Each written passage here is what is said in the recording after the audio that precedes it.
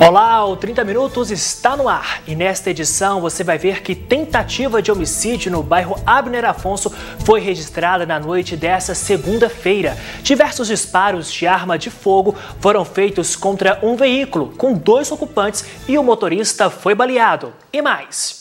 Chuva provoca estragos em Carmo do Paranaíba. Grupo coloca outdoor em repúdio à nota da Comissão de Educação de Patos de Minas, que se posicionou contra a atitude do vereador José Luiz ao acusar um professor de ensinar ideologia de gênero nas escolas.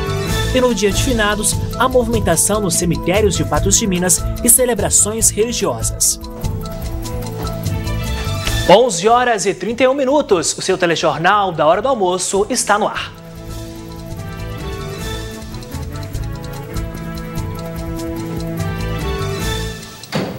A Polícia Militar registrou na noite dessa segunda-feira uma tentativa de homicídio no bairro Abner Afonso, em Patos de Minas.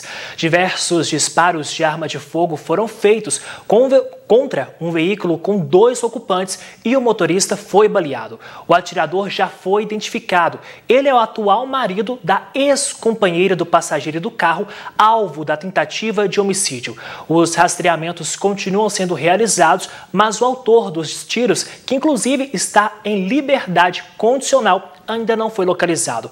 A motocicleta foi apreendida por ter sido utilizada na prática do crime e por estar com o lacre violado. Mais informações sobre esse fato você confere daqui a pouco no programa Gui Boaventura.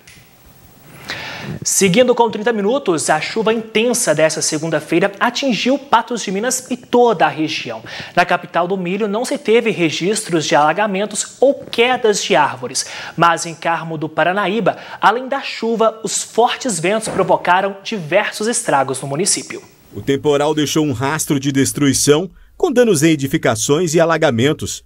A força dos ventos fez com que parte da estrutura do muro do estádio do Paranaíba Esporte Clube desabasse. A placa de sinalização de trânsito por pouco não foi jogada ao chão. Já este semáforo não suportou as rajadas de vento e teve dano parcial. Na Praça São Francisco, que fica na região central de Carmo do Paranaíba, houve queda de árvores, assim como em outros bairros, onde troncos e galhas ficaram espalhados, como estes, na Avenida Tancredo Neves, no bairro Santa Cruz.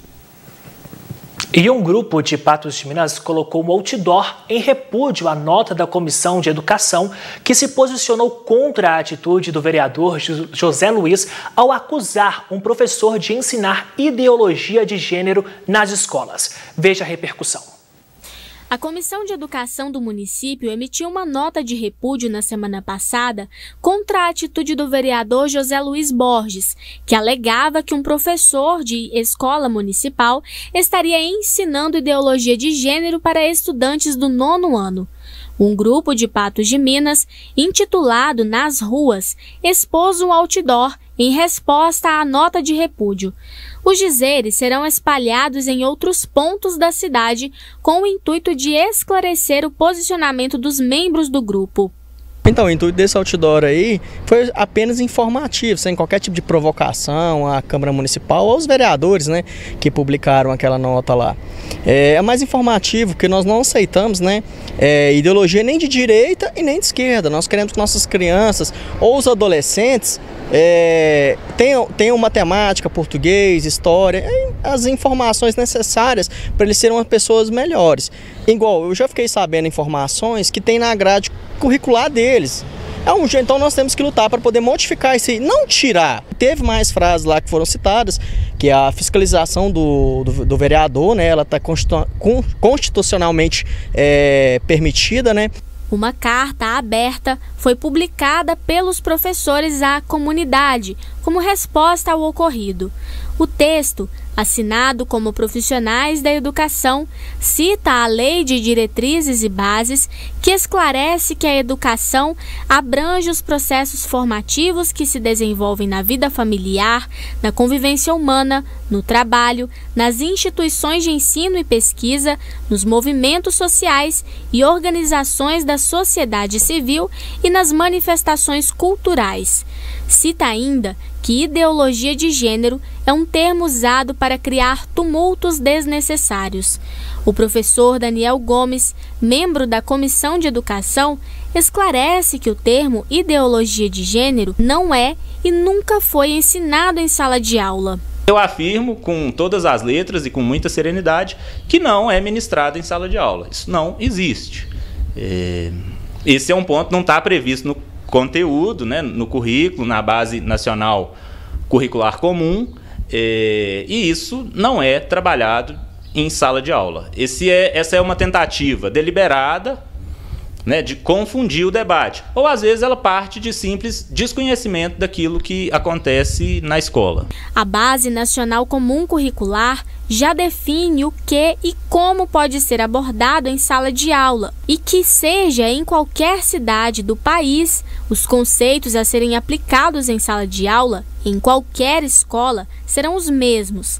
Além disso, há também o Currículo de Referência de Minas Gerais, cujo um dos tópicos, com foco em ciências, o intuito é promover a inclusão e combater preconceitos. Nós temos por detrás de nós temos uma BNCC, que é Base Nacional Comum Curricular. O que quer dizer isso? Isso vem lá de cima, vem a nível federal. Base nacional. E essa base, é um livro, né? Já vem um livro que quem elaborou são profissionais assim, de gabaritos. E essas pessoas se reúnem e fazem de acordo com o local, né? Então, de acordo com o Brasil é feito a base nacional. Daqui a pouco tem futebol no 30 Minutos. Você vai ver que o Cruzeiro acumulou mais uma performance ruim, ficou no empate em 1-1 com Vila Nova e segue convivendo com o fantasma do rebaixamento. 11h37, a gente volta já.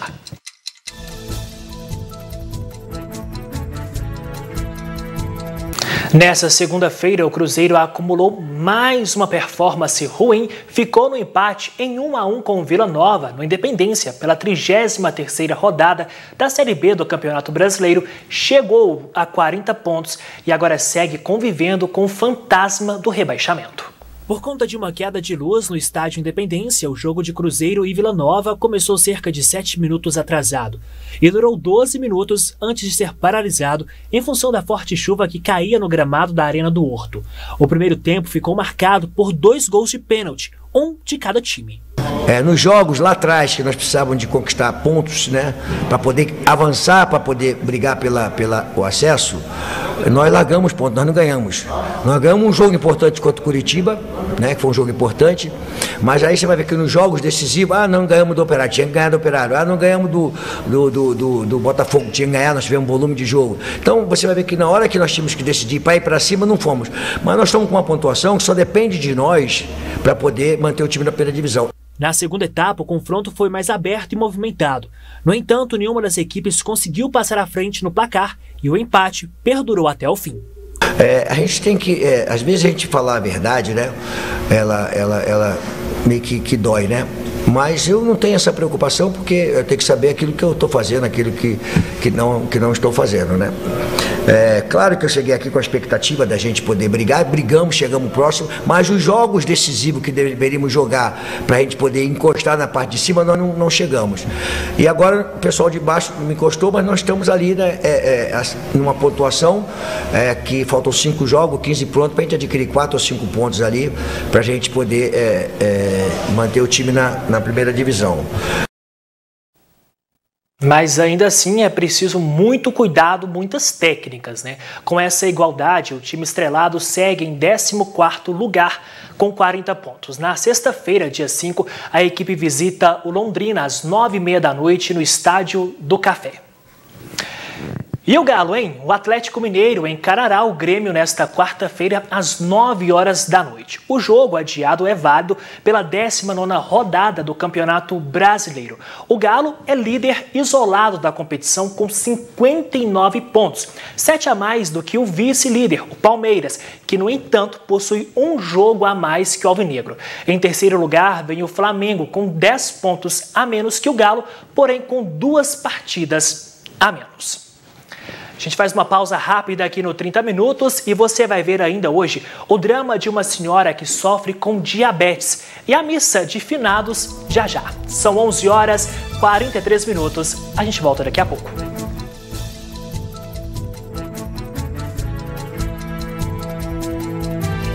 Familiares de uma mulher internada na UPA pedem ajuda. Osélia descobriu que tem diabetes e desenvolveu uma ferida em um dos dedos da mão e vai precisar amputá-lo. Para isso, ela precisa ser transferida para o hospital regional. A família pede para que esse caso seja agilizado para que a ferida não espalhe para toda a mão. Osélia está internada na unidade de pronto atendimento de Patos de Minas, a UPA, depois de ser diagnosticada com diabetes e de desenvolver uma ferida em uma das mãos. Pós-Covid, ela começou a ficar fraca, emagreceu muito e foi fazer uns exames de rotina e nos exames constatou que ela está diabética e apareceu uma bolinha no dedo dela como se fosse uma queimado. E daí para cá foi piorando, até tomou conta de todo o dedo dela e ela trabalha na área de limpeza e estava pondo luvas e isso foi agravando cada dia mais. Foi no médico e o médico encaminhou ela cá para a UPA e ela veio e fez deblindação no dedo, aí voltou para casa, não suportou as dores e teve que voltar de novo. O estado da mulher piorou e agora ela precisará amputar o dedo. Um procedimento que precisa de urgência ou, segundo informaram aos familiares, poderá se espalhar. O que os médicos relataram para ela, que é uma infecção e que a infecção pode cada dia mais agravar e que ela pode perder a mão todinha. Muito triste, porque ela está aqui na UPA, internada, já vai fazer 8 dias, sentada numa cadeira, muito fraca, não está conseguindo alimentar direito. Hoje a filha dela teve que vir aqui ajudar a dar o banho nela e desesperada, porque cada hora que a gente manda uma mensagem para ela, a queixa dela é que está sofrendo muito, está com muita dor. O procedimento só pode ser feito no hospital regional ou em hospital particular, mas a cirurgia é cara e a família não consegue arcar com os custos sozinha. Eles fizeram até uma vaquinha online para arrecadar o valor, mas ainda não é o suficiente e por isso pedem ajuda. Primeiramente, só para deblindar era 4.000 e aí depois refizeram o orçamento e foi para 11.000. A gente tentaram até uma vaquinha online, mas o valor que a gente já conseguiu nessa vaquinha até agora é só de R$ 425. E a gente não tem como e nem onde tirar esses 11.000. Porque a gente vive de salário, como ela mesmo trabalha, ganha salário mínimo, paga aluguel, é sozinha, não tem ninguém para ajudar ela. Então a gente não tem como. E a ajuda que a gente veio pedir foi para quem pode nos ajudar. Através dessa reportagem, a gente pede, pelo amor de Deus, que dê uma luz, que ajude a gente. Quem puder ajudar por meio de doações, pode entrar em contato pelo telefone 349-9929-2368 e falar com o Soleni, cunhado da Osélia, ou ainda acessar o link na tela. Qualquer um dos dois lados que chegar primeiro é bem-vindo, tanto quanto a vaquinha quanto a vaga no regional. Se sair vaga, por exemplo, em Belo Horizonte, em Uberlândia, a gente agradece muito. O que a gente quer é que o caso seja selecionado e que ela possa sair dessa com a mão dela, pelo menos, que o dedo já não tem como mais recuperar. Que essa situação possa ser resolvida o quanto antes, né? A gente muda de assunto agora, porque relembrando a memória dos entes queridos, a celebração do Dia de Finados ocorre na Catedral de Santo Antônio com a possibilidade de visitação da cripta. 3 missas em celebração ao Dia de Finados serão celebradas na Catedral de Santo Antônio durante o feriado. Olha, todos nós lembramos os entes queridos e nós acreditamos na ressurreição e na vida eterna. Por isso, lembrar os entes queridos e celebrar os defuntos não quer dizer que nós ficamos cultuando os mortos, mas nós cremos que eles todos ressuscitam com Cristo para a vida eterna.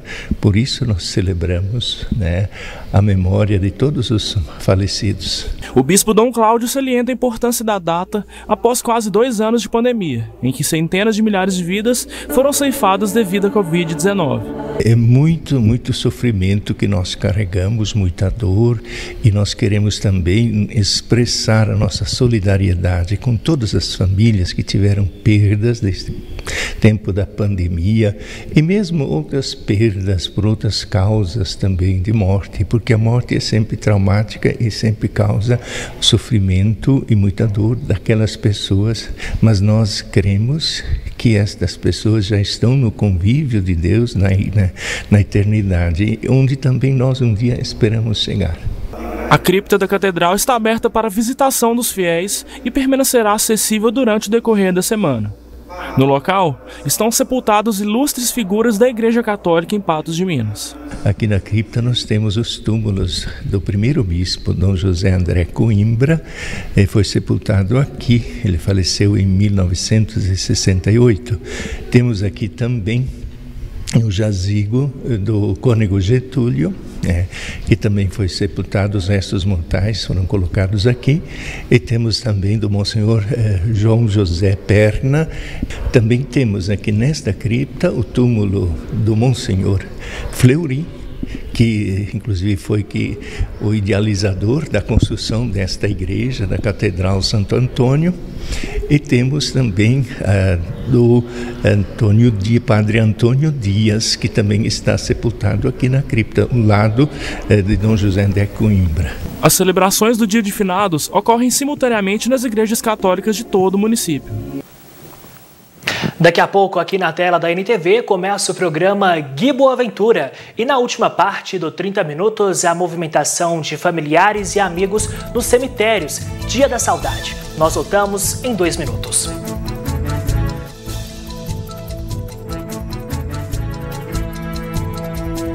Nós seguimos com 30 minutos e hoje é dia de memória, data de lembrarmos daqueles que marcaram a nossa vida, dia onde a saudade fala mais alto, né? E como acontece todos os anos, muitos patenses foram até o cemitério Santa Cruz visitar túmulos de amigos e familiares que já se foram. O repórter Caio Machado esteve no local e traz os detalhes. Oi, Caio Machado, você. Olá, Matheus. Centenas de pessoas visitam o cemitério de Santa Cruz nesse dia de finados. Essa é a primeira vez que essa visita é possível desde o início da pandemia, que restringiu o acesso aos cemitérios da cidade. As pessoas vieram prestigiar os entes queridos que se foram, com flores e ornamentos, prestando orações. Algumas delas trouxeram rodos e vassouras para poder limpar os túmulos e tirar as poças d'água devido às chuvas que ocorreram. Nós conversamos com algumas pessoas que vieram visitar os parentes, que deixam mensagens sobre a importância dessa data. Foi muito bom, porque o pessoal já estava querendo vir cá, né, um dia, e agora a primeira vez, eu acho que o cemitério vai encher todo dia, né? O dia inteiro vai ficar assim, o pessoal visitando os entes queridos. E já não era sem tempo, né? Que essa pandemia atrapalhou tanto, né? Eu estou muito satisfeita no sentido de estar aberto para a gente chegar mais próximo dos nossos falecidos, né? Mas eu me lembro muito deles, rezo todo dia para os meus antepassados, meus entes queridos. Nós também conversamos com o Geraldo Cacheta, que é comerciante de flores, que conta sobre as dificuldades da retomada das vendas após o início da pandemia. Mais uma vez, ter alegria de estar aqui para vender as flores para o pessoal, né? Que passaram muitas pessoas, né? Foi muita gente embora, né? E graças a Deus a gente está aqui. Sobre as vendas, elas tá bom, os produtos não tá barato, viu? Ele também não tá tendo produto para nós vender. Que a gente é acostumado a vender hoje, pedia 1000 flores para vir para vender, hoje veio 120 flores. Com os preços triplicados a mais, né? Mas tá bom, o pessoal que tá vindo tá comprando, né? E eu achei que está um movimento muito bom do cemitério, muita gente, né? Fico satisfeito, né? Nós também conversamos com o seu Lazinho, que fez um poema singelo sobre a importância da visitação aos entes queridos que se foram nessa data de finados. Respeita a pandemia. Estamos sofrendo demais, não temos mais alegria. Peço perdão e misericórdia, toda hora e todo dia. Se for a vontade do Senhor, dá o fim da pandemia, para nós curtir as nossas vidas com prazer e alegria, amando a Deus e o próximo e a Virgem Maria. Amém. É isso aí. Eu sou Caio Machado, com imagens de Gustavo Brito, para o jornalismo da NTV. Obrigado, Caio. Seu Lazinho, que essa pandemia possa acabar logo. Porque ao longo de todo esse tempo nós tivemos muitas percas, muitas vidas foram interrompidas injustamente, por falta de competência, por falta de trabalho. O nosso respeito a todas as famílias enlutadas e que a gente possa superar esse momento difícil o mais rápido. Hoje, terça-feira, a partir das 18 horas, tem o Mais Saúde. David Bala e seus convidados esperam por você, às 18 horas, ao vivo, aqui na NTV. 30 Minutos de hoje fica por aqui. Muito obrigado pela sua companhia. A gente volta a se encontrar amanhã, às 11h30 da manhã. Fique agora com o programa Gui Boaventura. Boa tarde, Ayandra. Boa tarde, Matheus. Boa tarde ao pessoal de casa. Que palavras bonitas, né? Que depoimento bonito que o senhor Lazinho trouxe pra gente aí nessa reportagem. E simboliza mesmo tudo isso que nós falamos em relação... É dia de finados, mas as pessoas tentam trazer de uma forma mais contextualizada, menos sofrida, falando do dia da saudade daquelas pessoas que marcaram tanto as nossas vidas.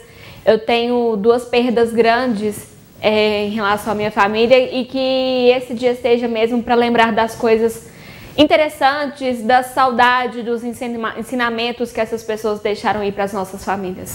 É verdade, porque apesar da passagem da pessoa, das pessoas, ficam os ensinamentos que a pessoa deixou para a gente e cabe a nós seguirmos exemplos tão bons, tão positivos e darmos continuidade à história, à memória dessa pessoa. Ayandra, mudando de assunto agora, feriadou. E tem muita coisa no programa Que Boa Aventura de hoje? Feriadou, tem muita coisa, com certeza vai ter muito abraço. Ontem muitas pessoas assistindo a gente aqui, Matheus, mandaram abraços aqui pra gente e disseram que estavam de folga. Hoje a probabilidade é que mais pessoas estejam de folga, mas nós não, nós estamos aqui sempre atentos para levar as notícias. E ontem, viu, Matheus, teve muita coisa acontecendo aqui em Patos de Minas e também na região. Verdade. Como disse então a sua diretora hoje, Paula Mota, atentos e confiantes, sigamos. Boa tarde, Ayandra. Pois é, vamos deixar claro aqui para ela que nós estamos ouvindo tudo que ela está falando de lá, viu? É verdade. Eu tirei aqui rapidinho porque ela estava conversando, ele estava tentando entender.